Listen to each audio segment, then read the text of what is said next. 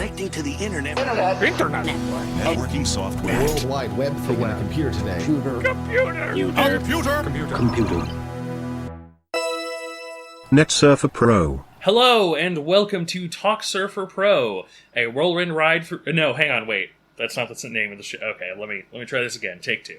Hello, and welcome to Talksurfer Show, a whirlwind ride through whatever we want. I am, of course, your host this week, Galen, and with me, as always... the co-host, Matthew Marisa. And, you know, Matthew, I've been doing a little bit of a digging up in the attic of the podcast show room. Mm-hmm. Obviously, famously, we keep everything in an attic when we aren't recording. Yeah, it's pretty wild the amount of shit we have in there. A lot of potatoes. Yeah, and I was doing some digging around the potato sacks, and I found in the old potato sack pack a creepy VHS tape that said Netsurfer Pro episode -1. -1? We never recorded a -1. I know. I'm so curious why it's there. Oh, I also found a Pokemon cartridge that just said Pokemo. There was no N. It wasn't like scratched off due to time. Apparently it was just like a printing error maybe. Mm-hmm. But it was entirely black, and when I stared at it, it sounded like my dad was talking to me. Ooh, was your dad's name Mo? Yes, he was. New canon unlocked? Yeah. His name was Mo Sneed. He recently bought a feed and seed shop. I've heard, yeah. So have you looked at the tape or the cartridge at all? Well, I was going to, but then I found another interesting thing, which is an old Barbie.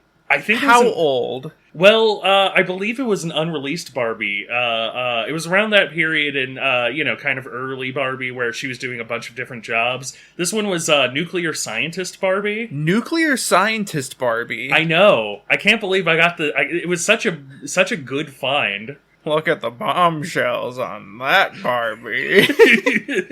I think that's why they discontinued it, actually. Yeah, it did say that on the box, and I was like, that's a little surprisingly sexualized for Mattel in the 1950s. Mm-hmm. But, it did have an accurate way to build a nuclear reactor, though, if we want to try that out, so... Oh yeah, we should try that out, yeah. That's good. That way we can power our own computers, and it'll probably cost less, right? Yeah, we can keep it up in the attic. Yeah. Actually, I'm willing to bet if we daisy chain all of those potatoes, we could basically just make enough energy to run the podcast on our own.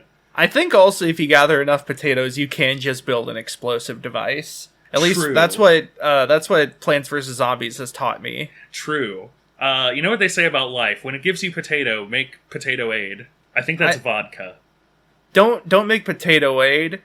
Turn them into exploding potatoes. I'm the one who will burn your house down with the potatoes. Classic meme. Classic meme. What a great start. Of course, yeah, this is Talksurfer's show, and we have a few things on the docket today, but we do just have to mention Barbenheimer. Yes. What a great bit. What a wonderful meme. I haven't seen Oppenheimer. I have seen Barbie. I have not seen either, unfortunately. Okay, that's it then. That's it for this discussion. Yeah, basically. Next, I've heard that the Barbie movie's very good, actually. It's pretty good. I quite enjoyed it. Good. It's interesting, and I'll have to talk about it later. Yeah. But first, so we have a few things here, but first, a really quick sort of shout out. I don't really have much to say on it as far as a work of art, but it is very good. I want to talk about a new sort of animated short by Speedoru. Yes. Called Punch Punch Forever. Yes. Speedo Sausage is a YouTube animator known for quite a few things. Known at the very least as one of the animators that I quote the most often. Yeah, you've probably seen his Phoenix. What is it called? Phoenix Wrong. Is it just Phoenix Wrong? I think it's like Phoenix Wrong something attorney. I don't remember what he called it. It was a short that he made pretty recently. I think last year. Yeah, that did a couple of waves because it was incredibly good. Very good, and it was part of the wave of the Clussy fever. Yes, as it's known. I am also a big fan of Yu-Gi-Oh! Yep. And I also really like the music video he made for God Save the Music by Vienners. I'm a big fan of To Goof a Predator. I quote that constantly. Yep. Okay, but yeah, Punch Punch Forever, Punch Punch Forever is an animated short. It's actually very similar and connected to one we have talked about on a previous episode, Captain Yajima. Yes. Because, so Punch Punch Forever is written and voice acted and spoken in Japanese with English subtitles. It's supposed to be reminiscent of, like, getting an old VHS bootlegged sub of an anime. Yeah. And the voice crew that did it is the same crew that did Captain Yajima and, by extension, the Japanese dub of Big Top Burger. Which is very cool. Yeah. I'm very happy that they're getting consistent work because they deserve it. They're very good. Mm-hmm. Yeah, the short itself is like a fighting tournament. It's very reminiscent of like OKKO. I think it also has a lot of the aesthetics of TKO from Jackbox. Yeah, just like the island, some of the character designs. It's very fun and goofy. I love the bit of it being like episode 70 of 1600 or whatever. Yeah. It's such a good, like, I think somebody, one of my friends described it as, like, PG-13 OKKO. Yeah. And I love it. It's so good. It's very funny. It's very well animated. There's a lot of really good jokes that are both, like, either sight gags or just, like, really well constructed jokes in and of themselves. And, yeah, no, cannot shout this one out enough. Wonderful video. Something about Speederoo and a lot of similar, like, Newgrounds era animation is that, like, every cut has a gag. Every shot has a gag, even if it's not a big gag. Yeah. I think that's something that, like, I've really started to notice going back to that. I rewatched some of Matty Burrito's old videos. Yeah. Smiling Friends, of course, has this feat as well, where, like, it feels like there's always something there, and it's not always overt, so that, like, it doesn't feel like you're being overwhelmed with gags one after another. It is just more so like for repeated viewings, there's sort of Easter eggs and scavenger hunts and treasures strewn about. It's not like top 10 details you missed, because they're ultimately meant to be found. I think another good example is Smiling Friends, as we said. There's a lot of shots that will have just like a tiny thing in the background. Not even necessarily like just a thing in the background of the show itself, but like in the first episode when they go to the guy's house, there's like all these kids running around, and the way that they're animated and depicted is very much the like Newgrounds hyper jokey, hyper paced style.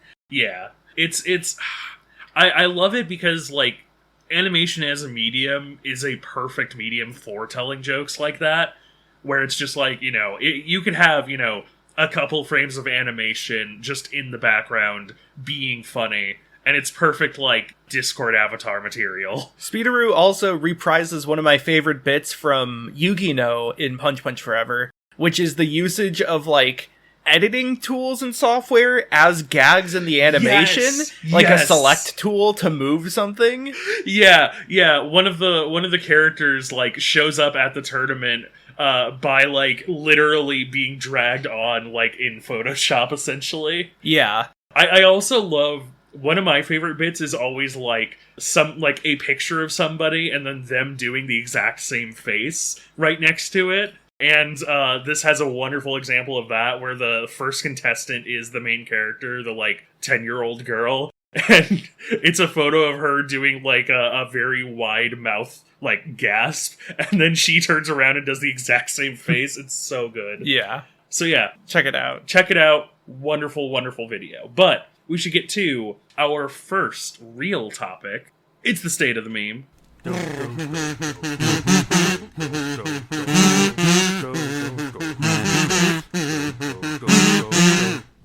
So we have a sort of interesting state of the meme here. This is something that popped up super recently, took off like wildfire. It's like the new thing. It's the new, like, it's like a kid's horror mascot, but it's not from a game this time, and it's not really from something creepy. And you know what? I'm all here for it. Fuck you, Garden of Ban. You're not real words. You know what is real words, though? Skibidi toilets. One of those is real words. Yeah. Skibidi is what Scatman John says. Yeah. So, But, like, what even is a toilet? I don't know. It's like some sort of box? Yeah. See? You press a button and things spin around in it? I think it's like a turntable. Oh! And that's why they make music. Yeah, so Skibidi Toilet is a Gmod series by Da Fuck Boom. Yes. But fuck like FUQ. It's like old internet. And yeah. it is mostly comprising of like a bunch of minute-long videos. It is both on YouTube and I think also on TikTok.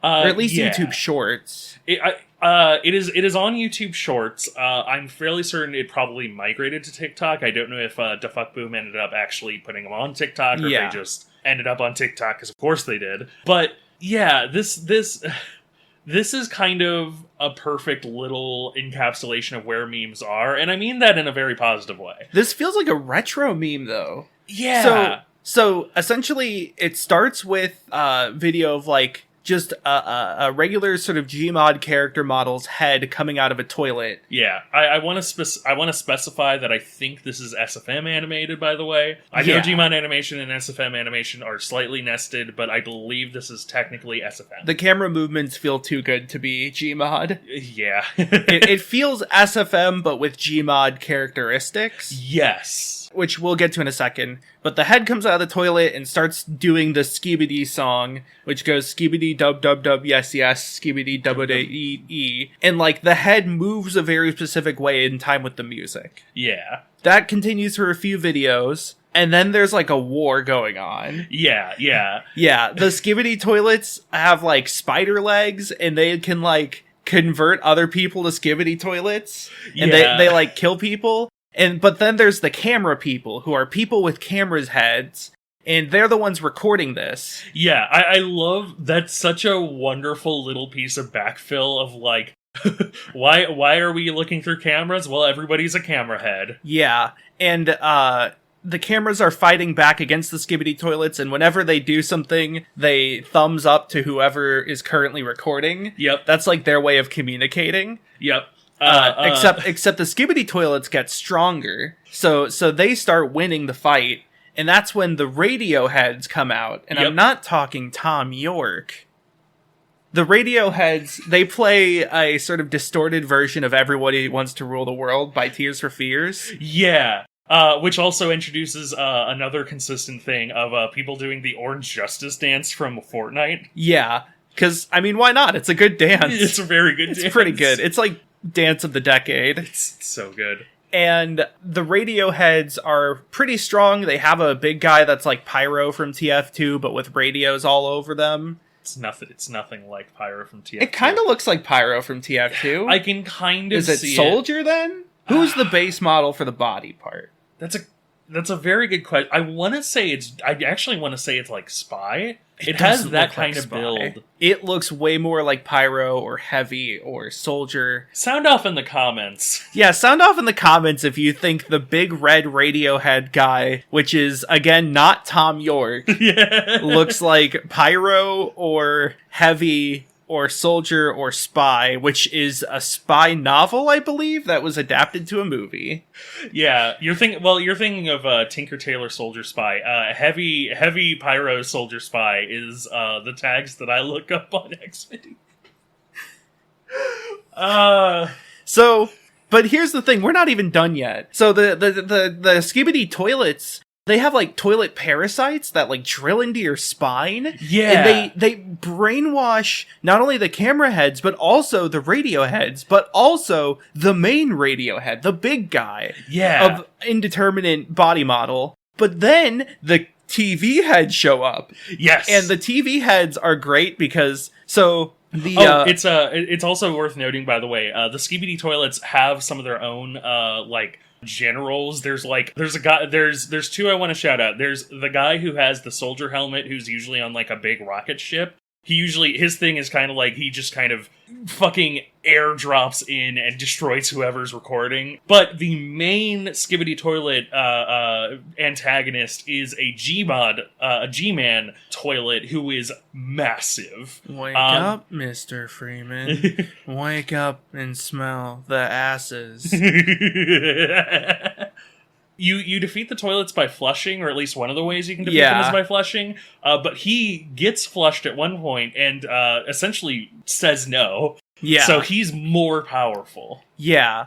Also, so the TV people show up. They're great because they communicate in tiny emoticons. Yep. You know, you gotta have your colon parentheses, your colon 3. That's the best. Yep. It's great. So they show up and they have ultraviolet rays that can stun the Skibidi toilets. And they also give the camera people contact lenses, essentially. Yeah. To block it. I guess camera lenses in this case. but one of the camera people gets kidnapped and the camera lens gets stolen. Yeah. And then the Skibidi toilets develop glasses that can protect them from the ultraviolet. So the camera people are now getting defeated, and now there's like Tesla coil people. Yeah. They look like Big Daddies. And they're really strong. And there's also like a John Wick cameraman who dual wields plungers. Yeah. Because he can plunge instead of flush. It's also worth noting too that the toilet people are like slightly mysterious because at least in one of the fights they like realize they're losing and they just disappear into smoke more or less. But in a later thing, they end up saving one of the camera people. So they're not bad guys. They're just sort of like part of this underground like resistance. Oh, you mean faction. The camera people are mysterious, or the TV people? The TV people. That's it. Yes, they're the ones who disappear in smoke. Yeah. Most recently, which we watched was like 57 or something. There's like blue light, like you said, Tesla coil people, and one of them showed up with the John Wick camera guy, and they did a thing where they like locked on targets, and then a gun shows up, and they just start shooting, and that's sort of the most recent one that we have collectively seen. This is such a wonderful meme. Yeah, I genuinely love this. So, for one thing, you might be like, what the fuck did we just talk about? Did we black out and just speak words like a sleeper agent? Yeah, were we just speaking tongues? That's relevant to something we're about to talk about later. Nice. The thing about it is that, there is a tendency for very shitposty things to have deep lore. Yep. I think it's because part of the joke in those cases is that it's serious. Yeah. It is funny because it has all this deep lore that's like this serious dark story, or even not even dark, but like just constructed cohesive narrative. Yeah. Which is my favorite prog band. And but at the same time, it then becomes unironically enjoyable to follow that story. This is the same thing that's behind Tails Gets Trolled or Scoob and Shag. Scoob and Shag. I would even say Lasagna Cat has this, and there's another. So there was another YouTube channel that I'm not going to shout out just because a couple of their stuff is a little sus. However, a big part of it is essentially they're using common meme characters of Shrek, Minecraft Steve, SpongeBob to an extent, and just kind of making a whole big deep story out of it, in some air quotes, in that particular case. But there's this thing where I feel like part of what makes it work on a technical level, aside from it just being funny, is that usually these are series that have really small creators, either literally just one guy, or a small team of 2 or 3. And so if they create their own lore, they know all of the lore. There's no, it's really easy to keep in mind stuff that you can call back to and then build upon as lore when you're the one who's making, just 1-minute animations. That's another thing, too, is that this is a perfect series that came out at the perfect time because, TikTok and YouTube Shorts are all about just, sub 1 minute, simple idea, done very well. There's a song? Yeah, there's a song. Sort of a dance involved. It's something that you could replicate on your own in your, just by yourself, even. Yep. Not necessarily the animation part, but, you could dress up in white and do the Yeah.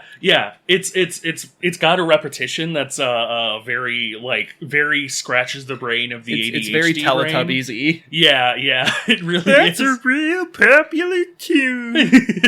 Yes, you hear that 100 times more. Stave it off, 1, 2, 3, and now you can count to 3. Yeah, it's that, I think, so we talked a lot about stuff in the past that, like, kids are into these days. Yeah. The kids that are into memes like this, the, like 7th to 12th graders, let's say. I think one thing about this is that, or not even lower than that, like, there's a lot of stuff popular with little kids in the, like, mascot horror genre. Yes. That kind of subsist on lore. And I think this is sort of a long-standing sort of observation or perspective I've had, is that kids like learning, they just don't know what they like learning about. Yeah. Like, things in school aren't interesting to them, but they like digging into things. Think about, like, Pokemon, Minecraft, Fortnite, you've brought up before. Yeah, those are all games that have a lot of different systems and a lot of depth, a lot of things to know. And those are huge with kids, and I think a big part of that is just that, like, there is stuff to learn and there's a lot of new things to get used to and know about, and I think for a lot of the audience that's enjoyable. Yeah. Similarly, I think a lot of the hidden lore stuff is enjoyable because, like, it is these kids learning about, like, media analysis and media literacy, or, like, being able to read and work through context clues in a way that is interesting to them, like, compared to something in school that they might not really care about reading. It is like they're doing these things literarily because they want to, not because they're told to, and that makes it more exciting to them. Yeah. And so Skibidi Toilet having storyline, that is a big appeal to it for a lot of people. I want to shout out Vinny Vinesauce and Agent Red Jackal, who did a video on, like, adults trying to understand Skibidi Toilet, where they just interviewed people in VR chat. And, like, 90% of the like young people they talk to mention the lore. Yeah. Because to them that is just something they really find interesting and exciting, even if it's not, like, huge. Like, Skibidi Toilet's lore is essentially like, but then a bad guy shows up and he has a space gun. Yeah. But then the good guys develop a space gun shield. But the bad guy has antimatter weapon. Yeah, it's very like then. And then there's Super Dragon, who's the third person. That's unironically a big part of it too. I think is just like there is a very like fun, like, I'm not going to say DBZ, but there's a very fun kind of childish sense of escalation where, like you said, it really is just sort of, I have an everything-proof shield. Well, I have a sword that beats an everything-proof shield. Well, I have, a shield that blocks that sword, etc., etc. It's kind of just a perpetual, like, going up towards infinity that's really compelling and really exciting, because, the next episode, they might be winning, the camera people might be winning, and then the very next episode, oops, they're not, It's very fun. I also want to shout out the animation. Like, it takes a lot of skill to make bad animation look fun and good. And I say, like, bad animation with heavy air quotes, just because, like, this style of, really silly, like, really stretched out faces and stuff is extremely common in Gmod and SFM stuff. Yeah, so, for one thing, fight scenes are typically pretty well done. There are some good fight scenes. Yes. I really want to talk about those Gmod faces. Yes. So, this was like a quirk with Gmod, is that it was pretty much impossible to make, like, subtle facial expressions. Yes.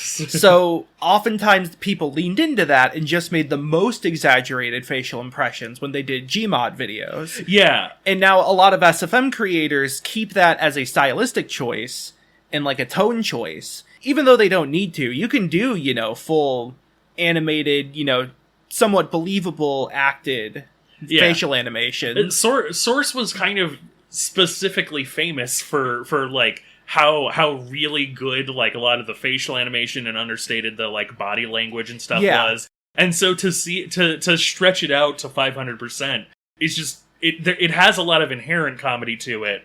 Like, as somebody who grew up with Source games. Yeah. And, like, if you go back to listen to our TF2 episode where we talk about the impact of TF2... Yes. A lot of the series and stuff we talked about were SFM animations that intentionally called upon the Gmod era aesthetics for the sake of comedy. Yeah. However, I do want to know one more thing. Yes. I don't know if you had thought of this connection. Do you remember Penis Cupcake?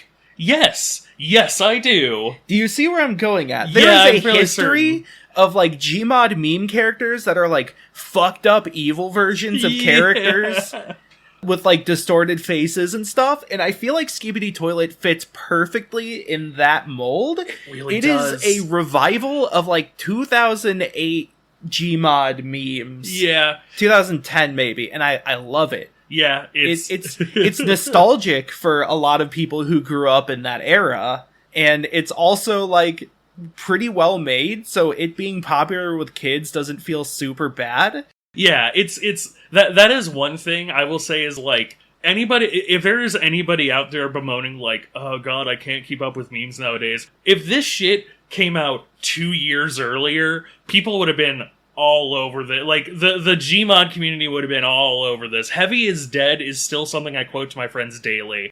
No one, I want to see no one making any comment about how, like, memes are so stupid nowadays. Because you motherfuckers would have eaten this up if it had a different name. I think it's really funny, by the way, seeing how many people go into this as, like, I react to Skibidi Toilet, and they think it's gonna be shitty, and then they come out of it and they're like, that was great. Yeah, it's, I love it. It's good. It's good. Skibidi Toilet, cannot shout out enough. We should, however... move on to a different Gmod thing. Yes. That's right, a different Gmod thing. Believe it or not, we have 2 things related to Half-Life. Yep, and guess what? So... there's a series that we've been keeping up with that actually released a new episode that we haven't watched yet. But, yeah, that happened recently. I didn't realize. However, it is called Interloper. Or the Interloper mystery, or... Yeah, the Interloper investigation. I almost said Amygdalium. Amygdalium is another YouTuber. Go watch him. Go watch them? I don't know their pronouns. They're cool. No, so, Anamide. Anamide. Do do do do do. So Anamide, is the creator, SFM animator, really talented. What made Interloper work, I think, is that there was a resurgence of, like, source mysteries, like, you know, videos that are sort of like, hey, what's this weird thing in Source? This is creepy. There's also, that's another thing, is that there was a lot of videos that were like, hey, Source is really fucking creepy, isn't it? Just on its own? Yeah, it's now that we're sort of into liminal horror, yeah, people have sort of gone back to Source Engine 1 and 2, especially Source 2, though. Yes. As being sort of a great engine for this. I think a big part because of the lighting in Source 2. Yes. And the way that, like, textures are often flat to an extent, but also not flat. It's weird. But mainly the lighting part. Like, Ravenholm especially. Half-Life 2 already had at least one horror section. Oh, yes. Yeah, we don't go to Ravenholm. Yeah. So it kind of fits. Yeah. Half-Life 2 also pretty notably mostly liminal spaces in the sense that they are transitional points from point A to B. You're often not on a main destination, but on, like, a road or a tunnel or something. Yes. And so, Interloper kind of arrived in the perfect time, where the idea is this person finds and realizes there's this graffiti in Half-Life 2 in Ravenholm that's a modified version of the Umbrella Man graffiti, and he ends up finding through, like, old messages on you know, old forums that it's associated with an interlope command. And interlope is essentially a demo generation software where it will create a demo that shows gameplay, and, well, he starts investigating. Most of the time, it's just sort of like the character just kind of spinning around randomly. There's also like ones where you're just stuck out of the map. But then Then there's interesting ones where there's, like, aimless play. And apparently only in Portal, or, like, very, very prevalently in Portal, there's, like, actual play, where they actually sort of play the game as though they're kind of, like, learning, like, you know, a player might. And then there's Type 5s. There's 5 total types. I've explained all of them. Type 5s are the most interesting because it's typically some kind of, like, VR-looking animation. Yeah, very, like, head tracking. Yeah. And it's essentially, like, fully autonomous, and nobody's sure what's up with it, essentially. It also often takes place in, like, darker versions of the regular maps. Yes. And there's other weird things going on. Yep. So, number one, I love this series because I think it really, really understands, it really utilizes the creepy aspect of Source, but it also really utilizes the comedic aspect. Mm-hmm. One of the scares is an A-posing heavy. An A-posing heavy is one of the funniest images you could show me. But it uses it really effectively, I think. I just had a bad thought. Is Heavy Shrek? Like, are they brothers? Are they, like, reflections from the same platonic ideal? I think they could be on the same, like...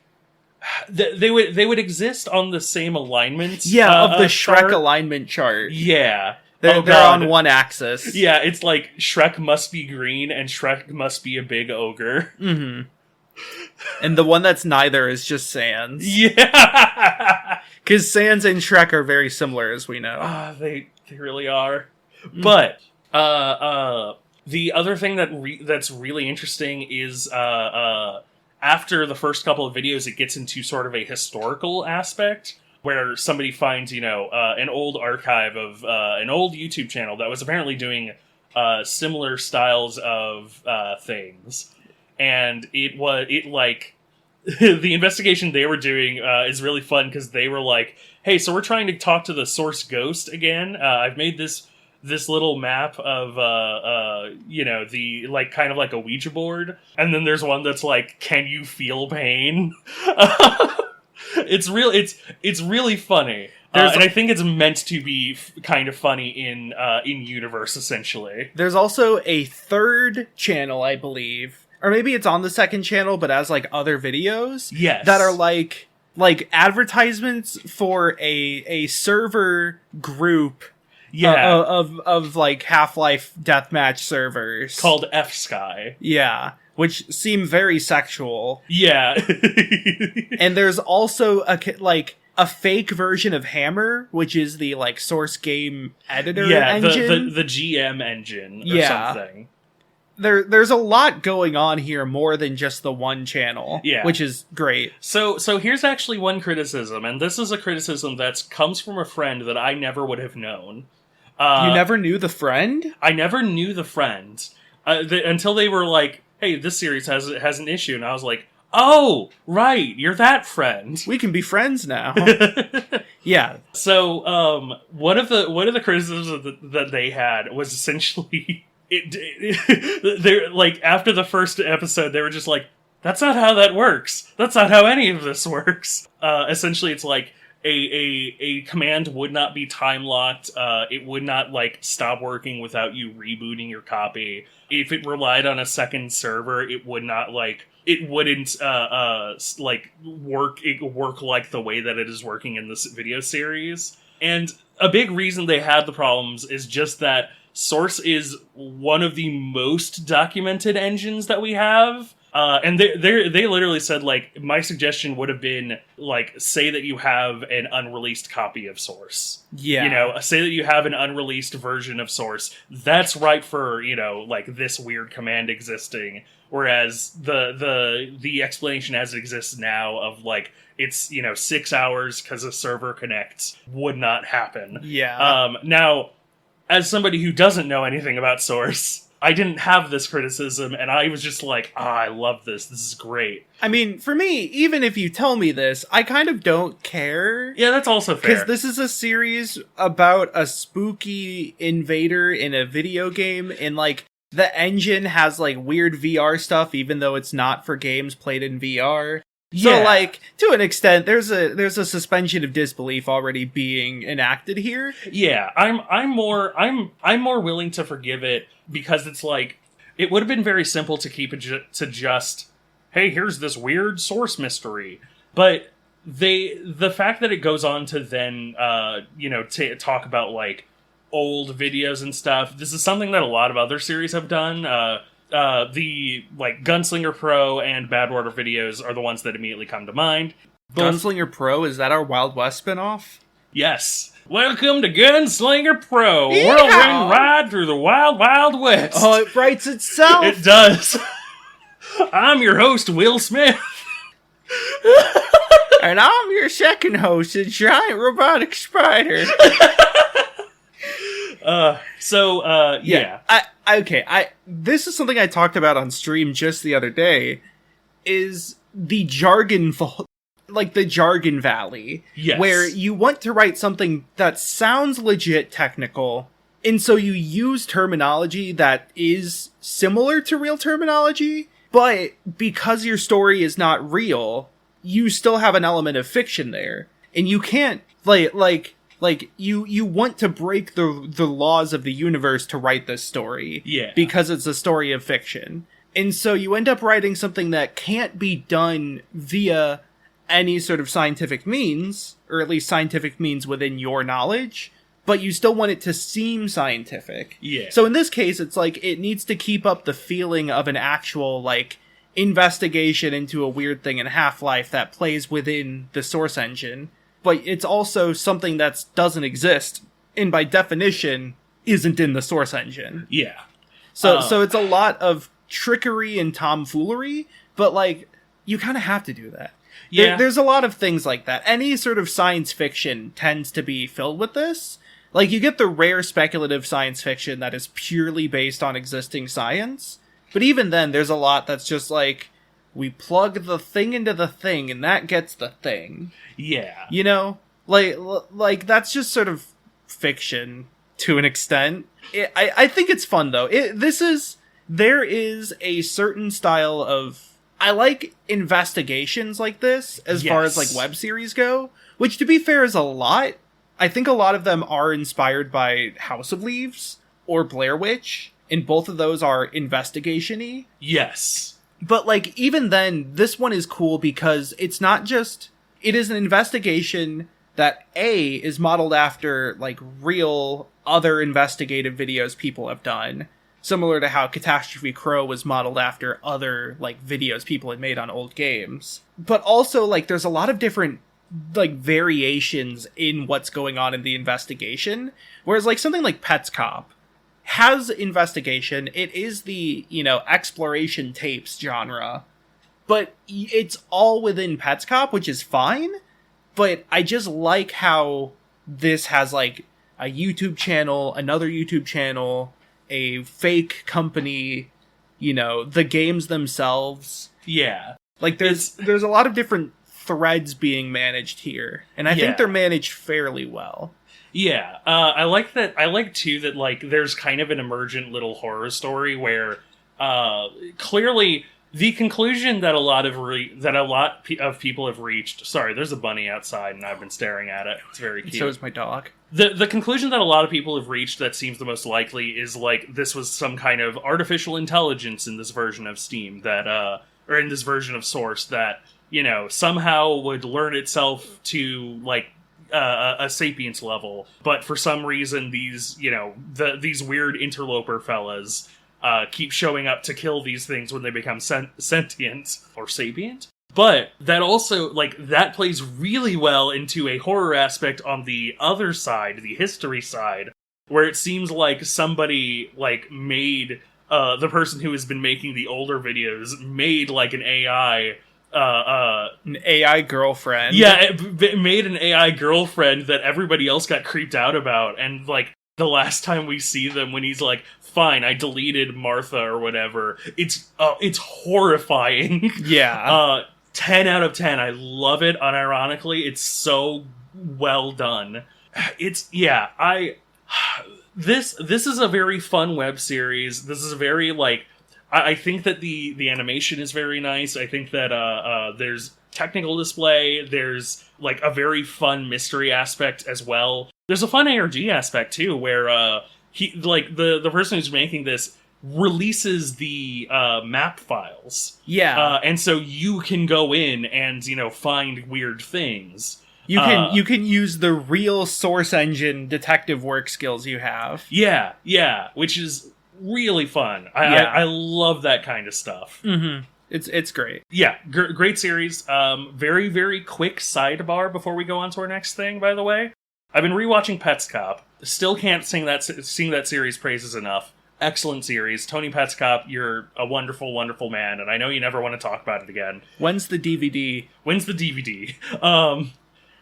Because I listened to it without headphones the first time, I never caught how often Paul is just like, oh, it's like a Ouija board or whatever. Like, it's things where I, as the viewer, would be sitting there and going like, oh, it's like an orphanage or whatever. And then Paul would just be like, oh, it's like an orphanage. Yeah. And I'm just like, that's what I'm saying.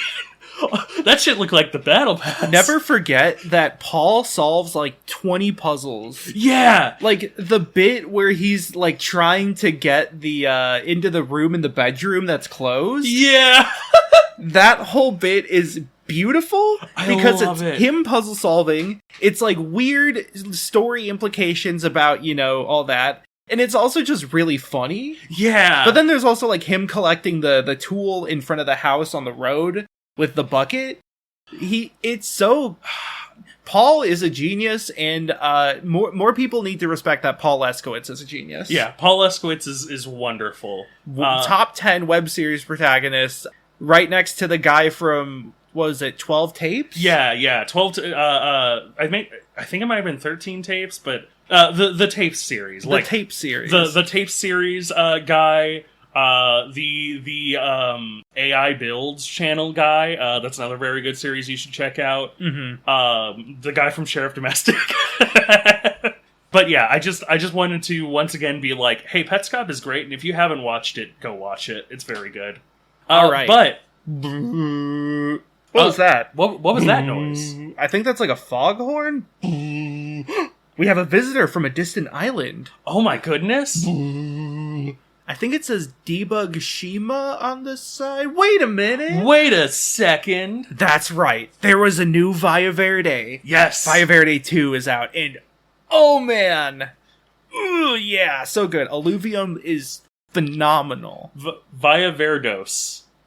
That's good. Yeah, all right. So, yeah. okay, so for just some context, Valle Verde came out. We talked about it on a previous Talksurfer show. Phenomenal web series introduction because there was only one video. Yes. And then Alluvium was like, I'm going to work on this. He opened a Patreon. And now Valle Verde 2 came out, and I can say it is still banging. Yes. There's so much going on. So much development. Like, some people even kind of complained cheekily that the first episode had too much.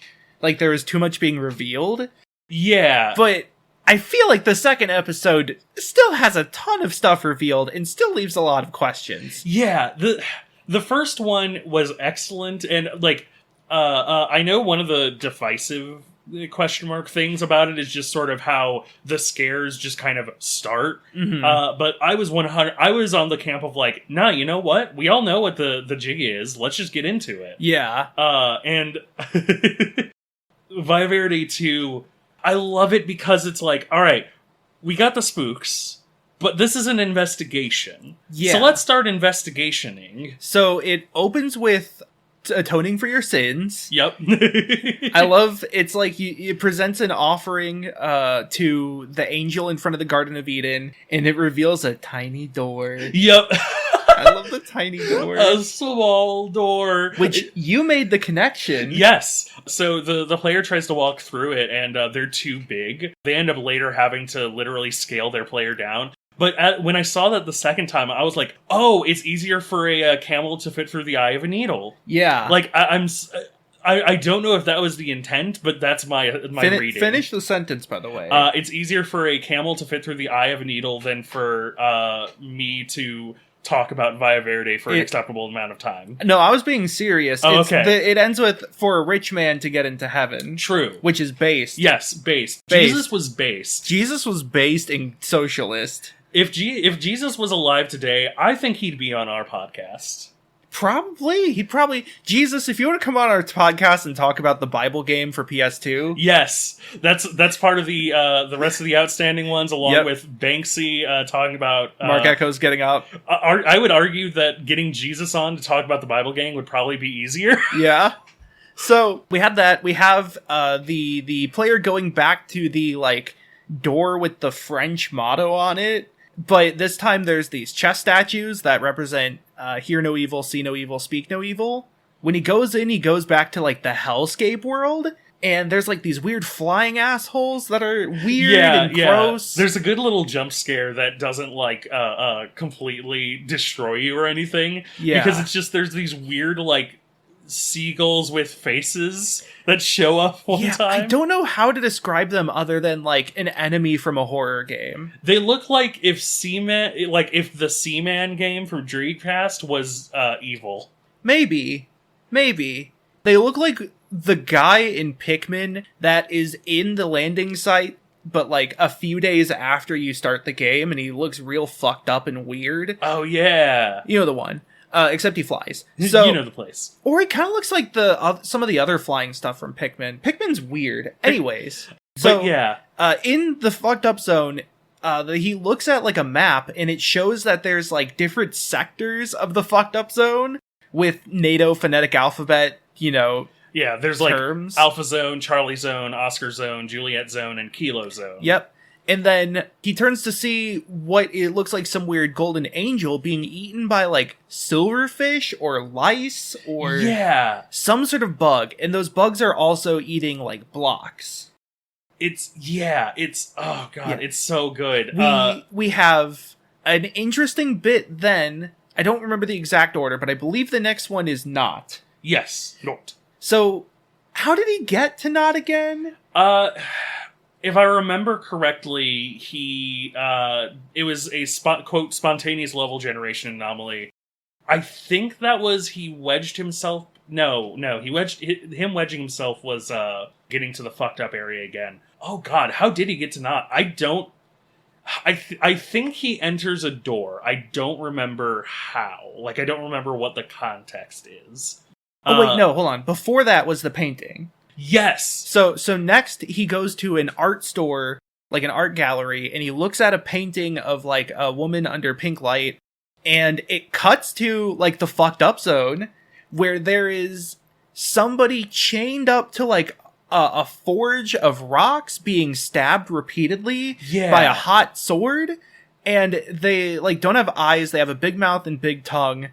I thought this sort of reminded me of Izanami, who is like a figure in Shinto mythology who was, like, cursed and chained up in hell, essentially, like, locked away by a boulder. Yeah. And they're, like, spouting some, like, prophetic, like, spiteful words. Yeah, that's one of the other fun things, actually, is that the way that he gets to this is that the museum curator, he talks to them, and the museum curator is like, I won't give you the original, of course, but I can do a pretty good, copy of the painting if you'd like one. So you can kind of tell, like, in the original game, this was essentially the way you got, like, stuff to decorate your house. Yeah. Which is a fun little connection. Yeah. But then, like, it's like, do you want to ask questions about this piece? And when answered with the right term, essentially, that's when the museum creator becomes, like, the narrator of this scene. My theorizing is that the lady who we see is one of the, like, 4 who isn't Matthias, the kid who's trapped in. Like, my assumption is that that's who, like, it's like the French woman or something. There was, like, France, Germany, something else in Argentina. But, like, that's also just theorizing at this point. But it's also, like, it's a really, really good reveal that's also, like, it ties in very well with, like, the ticking time clock element, because clearly the we want to save the people who are in here. It ties in well with the horror aspect, but it also, the lore that, like, as he explains it, it's this really poetic, like, the queen is in a future of her own making, and like until the end of days she will remain here tormented or whatever. It's super cool, super interesting. So then there is a bit where somehow, I don't remember how, the player ends up in sort of a void surrounded by blocks. The New Maker plane, you could call it. More or less. And then they find, like, what looks like a cardboard cutout of a guy there. Yeah. And the player can talk to him. Yeah. What's interesting, too, is that he starts talking to him in English, and the cardboard cutout, he says his name is Not, Nottt. He's like, I'm sorry, I got rid of that, memory cube. Could you speak in Spanish? And so whoever is on there literally is like 1 second, and then presumably another, like, researcher, quote unquote, behind the CRT comes in and actually speaks with him and has a conversation. Either translating or directly just conversing. Yeah. Which is really cool. Not has a lot of information. It's hard to say whether he was brought into there from, like, the real world, or if he's just a creation in the game. Yeah. The whole, like, omnipotent AI in the game is a common theme with these sorts of things. So that's what makes me think it's more of that. Yeah, my reading is that he was brought in because he talks about being made ceremony as the, like, children that are there. Yeah. And my read on that was that he's talking about sort of public fervor surrounding the deaths or disappearances of children for this, like, PS1 game. Yeah. And that if he was also known to be missing or dead from that, then he doesn't want to be the subject of, like, a media circus. Yeah. He is outside of the skybox, which is cool. Yeah, he's outside of the skybox, and we end up finding out that a lot of the blocks that we see earlier in the Hell Zone being eaten are actually, like, data blocks, literal data blocks of his. Yeah, the thing that does support the AI thing is that he did have, like, modules installed for various languages. Yeah. And he removed them because he could understand the screams and pleads for help. However, also, he talks about, like, memories of, like, what he felt before he came here. He remembers being born. He remembers being born, but he has, like, physical, tactile memories. Yeah. So that also complicates things, asshole. Yeah, like, that's fair. Because, like, yeah, it has this, like, he's like, I felt like a pulling on my sternum or something. Yeah. Or, like, I felt a pulling on my, like, cerebral cortex, and, then, like, a flash of light, and then I was here. Which could imply that, like, the TH brain device essentially, like, schlorped him in. Schlorp. Presumably in a similar manner to how the other people were schlorped in. The question is this a Sword Art Online or a Soma? My assumption is it's not a Soma, it's a Sword Art Online, but my also assumption is that, like, he was intended to be, like, some kind of AI who was in all copies of the game. Mm-hmm. I would not be surprised if his origin point was he was a real person who existed, but I think that the intention with him, as far as the, like, meta story of how this game even came to be, is probably that, like, they wanted an AI director that would, actually give you an endless experience or something. Yeah. We still don't know a whole lot on that meta side, which I also love. Like, it's really interesting that we don't have a lot of historical information, because every time we get little glimpses, it's like an entire revelation. Yeah. So talks to Not eventually asked to be left alone, and just goes dark. Yep.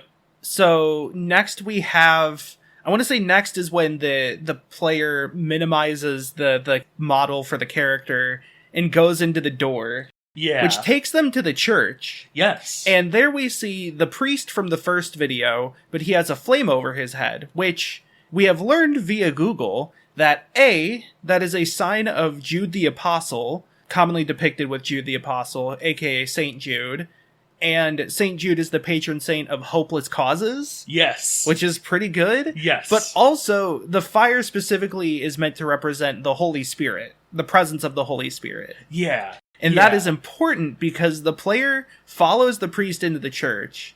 The priest says, like, you know, what will happen here shall not be spoken of to anyone or depicted again. And he turns to the camera and says that. Yeah, and he says specifically, like, do you understand, Pablo? We get a name for the Yeah. person behind the camera, or at least the person who's specifically Playing speaks. at this time. Yeah, the person specifically playing at this time. One interesting thing is that Not mentions, like, I know you have other agents who speak other languages, essentially. And there's a little conversation about, like, how do you know that if you can't speak other languages? But, like, essentially, we know that there's a repertoire of people working on this, probably who speak different languages because there's multiple languages present in the game. But, yeah, then what happens next is we get the second appearance of Jesu Christe. Yeah, who says, Jeezy. like, let us begin, and then the thing cuts. Yeah, So good. so good. And then we have the library. Yes. So the player goes into the library, talks to the librarian, who talks about how there's music, games, videos, and books in the library. And they're like, would you like to see, you know, this city's library or one of the others on the memory card? And some of the contents are pre-made, some of them are AI generated. Yeah, well, I don't know if they're AI generated in the universe. They are. Oh, they are? Yeah. Okay. They're generated the same way they have, like, the generated quests. Gotcha. That's because I know, yeah. like, one of them is just Tomb Raider, to kind of Well, as a kind of okay, like, not all of them are AI. not all of them are, but the point is that it's showing you, like, this is supposed to all be video games. Yeah, so the that exist. player looks at the list of video games that are saved there. Some of them are real, some of them are not real. One of them is Angel Quest, which was the angel that we saw getting eaten by bugs. Yep.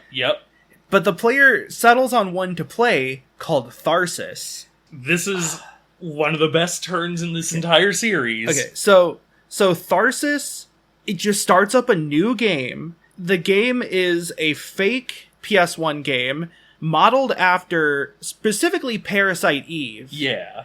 I think. It says it's developed by Capcom, and it's like a production company under Capcom, whereas Parasite Eve was made by Square. But I think a lot of it, obviously there's Resident Evil blood, but it feels very Parasite Eve, down to the main playable character being Eva. Yeah. 2 playable characters for 2 different routes. There's this whole cutscene at the start of, like, it's like a sci-fi thing, sort of Akira based, with, like, There's this, like, weird goop that's, like, breached the facility, TM. Yeah, and there's, like, some sort of monster going on. There's a general guy who's like, we need to send somebody out there. And so, that, like, the player chooses Eva as their player character. The other character, who is a guy who I don't remember his name, goes out first, doesn't return, and then when we start the game, it's a cutscene of Eva being like, I'll go out myself. Also worth noting is this is voiced over in Japanese. Yes. There are subtitles for the gameplay once the game starts, but the intro cutscene is not subbed. Yeah. And I believe these are all voice synthesized. They're AI voices. Yeah. TTS. I wouldn't be surprised if they were. If they weren't, I also wouldn't be. So one thing I will say is that one of my friends, other friends, criticized the voice acting, was like, man, the voice acting here is kind of bad. And I was like, well, one, it's just kind of, you know, it's very, like, it doesn't fit the situation because it's very calm. Really hit that L there in that pronunciation of calm. Calm. But I think it's perfect because it very well emulates, like, a PS1 title that has Japanese voice acting, I think, where it's just like, it's, you know, there's this weird gloop monster and everybody's just like, well, you know, where are you in the facility? Sodeska. Yeah, it's really fitting at, like, trying to emulate that era, I think. But Okay, yeah, so when gameplay starts, gains control of Eva, leaves the base, this wave happens of static over the screen with what looks like neurons or some sort of fiber. Yeah, there's a little pop-up about the TH brain device. Oh, yeah. And then it, like you said, that neuron-y, like, stretching out thing. Yeah. It's a little grotesque in a very fun way. It washes over the screen and then fades away. And then as the player walks out, they essentially come to find out very quickly that they're basically in the wasteland. Yeah, like they're in the hell zone. Yeah, with frozen characters who I think we hadn't seen yet. So I believe they were robots made by the like scientist Yes. in the village. Yes, Because they look like the other robots the scientist had made. Which makes me think that these were sent out as like expedition bots. I wouldn't be surprised if he ended up being a character who helps the protagonists. Yeah. Yeah, but like they go deeper in and find this like weird spire with like a bunch of different stretched out faces. Mm-hmm. The spire, I can't tell. I don't think we really see the face of the spire, but it looks freaky enough as it is. Yeah, we don't slay the spire, unfortunately. Yeah. Instead, the player gets sent into third-person camera, and the camera's from the perspective of the top of the spire. Yep. From, like, whatever statue that is. And then a giant golden calf shows up. Yeah. It's like, it's clearly meant to look extremely demonic. I wouldn't be surprised if, like, we find out later it's supposed to be from the, like, Angel Quest game. Mm-hmm. But we get the image of it, we see it fully, and then the camera cuts back because the player character is being eaten by one of those like little translucent worms. The calf like spawns these silverfish. Yeah, it like gives birth to them. The Eva gets eaten, and then it like crashes and ejects the player back to regular Valle Verde. Yeah, I genuinely wild, so good. I guess my like the first theory, the question that I have is like, was that Satan or was that like just meant to be a representation of a devil? Yeah. Because if that isn't Satan, then oh god, I don't know how powerful Satan's gonna be. There's a lot going on. There's a few more things that happen. The priest gave the player a rosary, which is labeled as compass in the inventory, to give to Matthias. Yeah. The player finds Matthias in the cafe, gives it to him, and Matthias disappears in a flash of light. Yeah. Hopefully he's okay. Yeah, I hope that means he's safe. Although, also, yeah, I love rosary as compass. I will say... rosary. The last thing that happens is so good. He goes into, I think, Matthias's house again, and the TV pops on. He's looking at some of the drawings. Specifically, one is the drawing of like the Reaper, and then the TV pops on, and it is a speech that is probably AI generated from Fulton J. Sheen. Now, this is a deep pull. Yeah, but we did the research. We did the legwork. Fulton J. Sheen was a cardinal in the Catholic Church who had his own TV and radio show where he would, essentially talk about God, talk about Jesus. He was notably like one of the first televangelists in South America. Yep. Yeah, he was famous for being like very popular in South America, or at least very broadcast in South America. Mm-hmm. There was an argument for him to be canonized that has been postponed currently due to essentially he had a part in covering up sexual assault by priests. Yeah, there was a like thing raised where somebody was like, "Hey, this might..." I love the wording on it on Wikipedia because it's like somebody said that it might not look good if they it would be based on his like covering up of a 1963 case, and like the a church official responds like, we think he did his part for what was asked of him, and it's like, yeah, cool, glad you're still around, Catholic Church. I'm glad that your thought is, does this look good on us? Not if anything happened.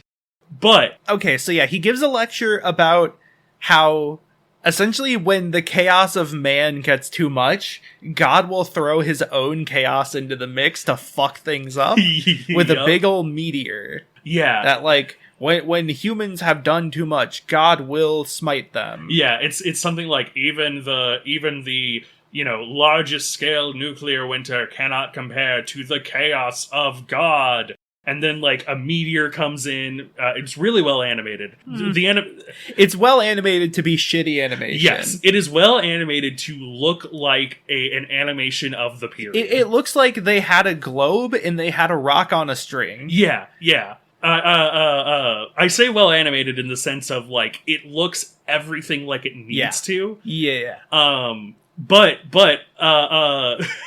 Yeah, it, like, crashes in, a big angel shows up, and then I think it, like, essentially it just kind of ends, and then it's, like, credits. Yeah.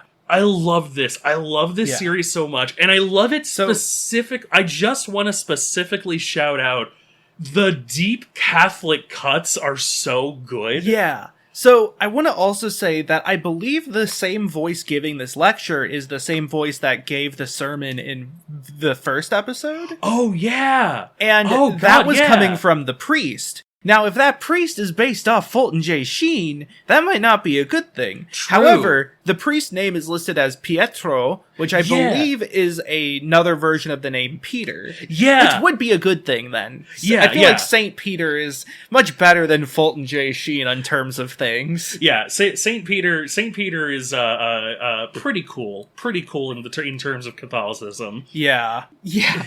I just want to specifically hit on one of the things about the Mandela catalog. We're just bringing out all the hits today. One of the things about the Mandela catalog that was really great was that it didn't just kind of sideline religion. Religion is a focal part of it.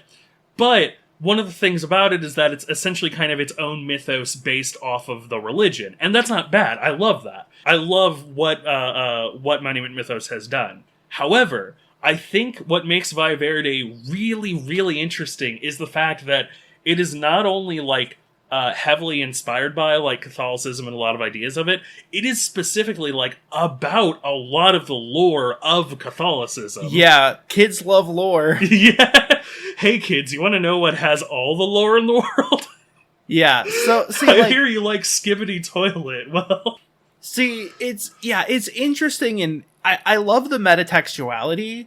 Like, it's not necessarily one where you have to look up websites that are made by the creator. Yeah. But it helps to look up information about the references and allusions that the creator's making, because it further educates you on the themes and messages. Yeah. I think we talked a lot about how, like, there are references to things that happened and are happening in Argentina in the first episode, and how, like, by looking these up, we were made aware of these, and that is really interesting from, like, sort of an activism standpoint. And yes, to some extent, that's still going on.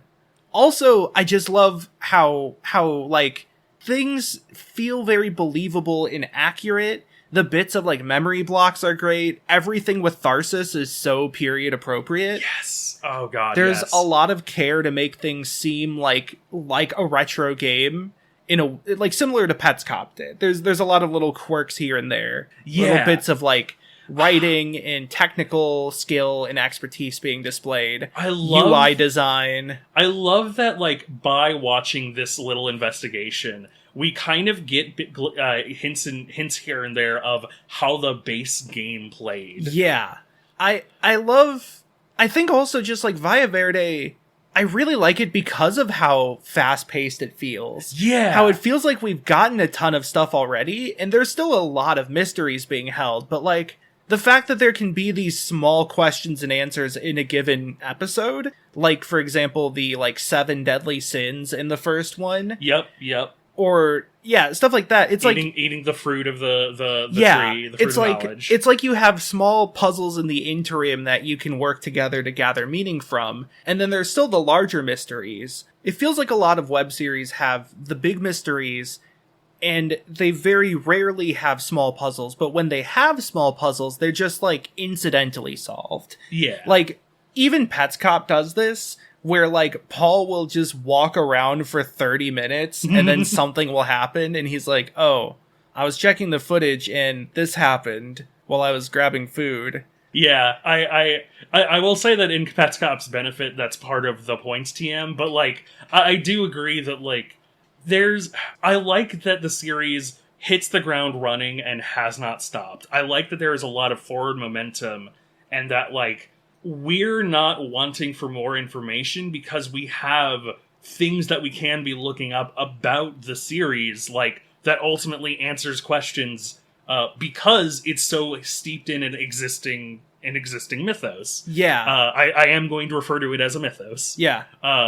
It is a mythos, Sure, factually, whether or not you believe it's true. Yeah. But, like, it's a really interesting one, too. And just, like, yeah, like you said, there's also just the fact that, like, a lot of the puzzles and stuff are, like, getting solved in universe, but are also, like, things that ultimately we can probably figure out some solutions to on our own.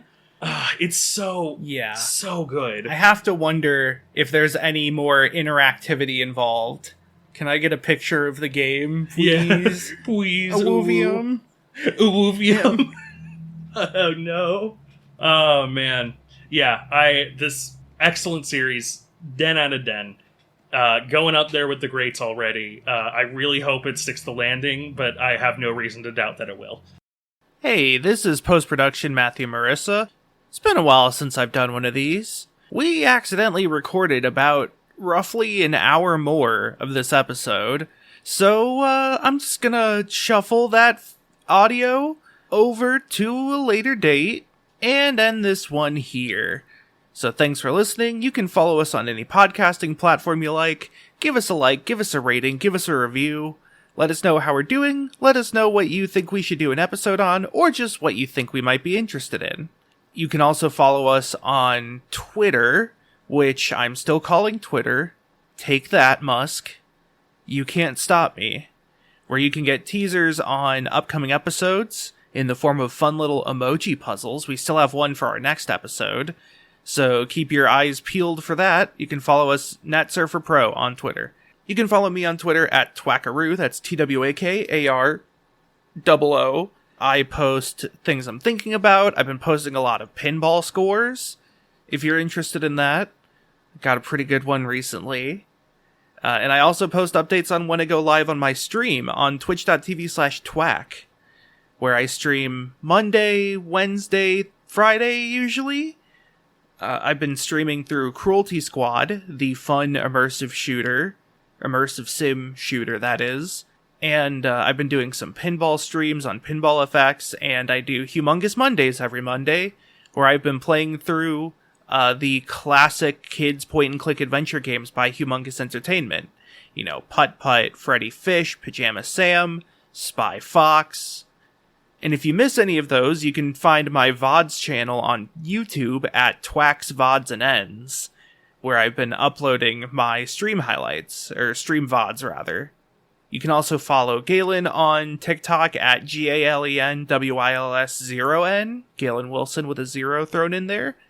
I believe that's also his Twitter @. And you can follow him on Twitch at Machine Gun Vampire. So, thanks for listening. Our exit for the next Talksurfer show, our outro rather, is going to be real weird. So, hope you're paying attention to our canon. See ya.